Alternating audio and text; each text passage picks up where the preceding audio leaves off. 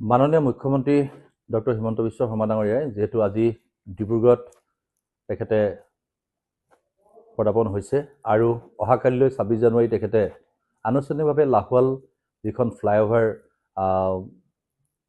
কাইলৈ তেখেতে শুভ উদ্বোধন কৰিব।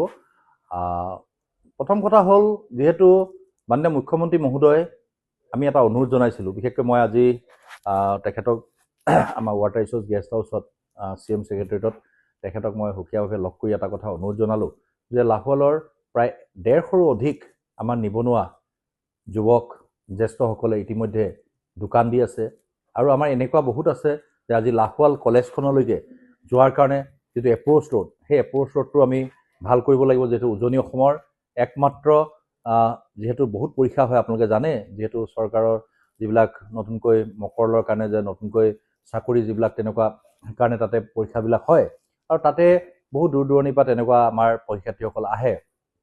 তাৰ প্ৰতি লক্ষ্য ৰাখি মই মাননীয় মুখ্যমন্ত্ৰী মহোদয়ক ক'লোঁ আৰু কোৱাৰ লগে লগে মাননীয় মুখ্যমন্ত্ৰীক মই সঁচাকৈ কেনেকৈ ধন্যবাদ দিম মই ভাবিব পৰা নাই। যিহেতু মই এই কথাটোক লৈ বহুত চিন্তিত হৈ আছিলোঁ যে আমাৰ লাহোৱালত প্ৰায় 150 তেনেকুৱা আমাৰ নিবনুৱা যুৱক বা জ্যেষ্ঠসকলে যিহেতু ইয়াতে কৰ্মৰত হৈ আছে বা তেওঁলোকে নিজৰ জীৱিকা নিৰ্বাহ কৰি খাই আছে, তেনেস্থলত মই নিজেও চিন্তিত হৈ আছিলোঁ। তেওঁলোকৰ ওচৰত মই জবাবদাৰী কেনেকৈ মই কৰিলোহেঁতেন ময়ো চিন্তিত হৈ আছিলোঁ আৰু সুশীল দাসাক ধন্যবাদ দিব লাগিব। সুশীল দাসা ডাঙৰীয়াই এইখিনি ক্ষেত্ৰত তেখেতে সদায় আমাক অনুৰোধ জনাই আছিল আৰু মাননীয় মুখ্যমন্ত্ৰীক আজি সুযোগতে যেতিয়া ক'লোঁ, মাননীয় মুখ্যমন্ত্ৰী ডাঙৰীয়াই পোনচাতেই ক'লে যে কোনো কাৰণতে 150 দোকান উচ্ছেদ নহয়।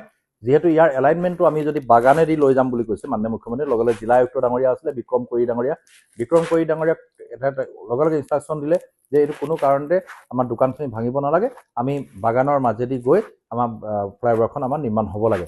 আৰু মই তেতিয়া লগে লগে এই কথাটো খুব এটা আন্তৰিকতাৰে গ্ৰহণ কৰি মই আমাৰ বিভাগীয় কৰ্তৃপক্ষ পাংগিং SC ডাঙৰীয়াৰ লগতো মই কথা পাতিলোঁ, তেখেতকো অৱগত কৰিলোঁ গোটেই কথাখিনি।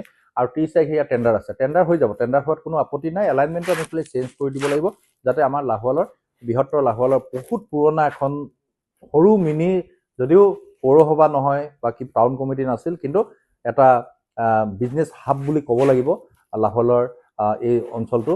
সেইকাৰণে এই জেগাটো এটা ঐতিহ্য আছে। সেইকাৰণে মই মাননীয় মুখ্যমন্ত্ৰী ডক্টৰ হিমন্ত বিশ্ব শৰ্মা ডাঙৰীয়াক ধন্যবাদ আৰু কৃতজ্ঞতা জনাইছোঁ। আপুনি এষাৰ কথাতেই আমাৰ দাবীখিনি আপুনি মানি লোৱাৰ কাৰণে, ৰাইজৰ হৈ মই আপোনাক কৈছিলোঁ আৰু সেই কথাখিনি আপুনি মানি লোৱাৰ কাৰণে আপোনাক মই ধন্যবাদ আৰু কৃতজ্ঞতা জনাইছোঁ।